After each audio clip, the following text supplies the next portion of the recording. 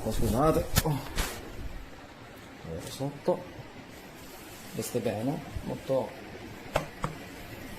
Poi nonostante le temperature calde mantiene bene la temperatura corporea, così anche i pantaloni. C'entra niente però, anche le scarpe. Così faccio una recensione per tutti e tre i prodotti, assolutamente consigliatissimi. Quindi la shirt a maniche lunghe della Ioma, comunque bella, merita veramente, poi è veramente fresca addosso. Calcolate che oggi è il 18 giugno 2025, c'è già una bella temperatura, ma tiene veramente tanto la temperatura. Così i pantaloni, stramerita.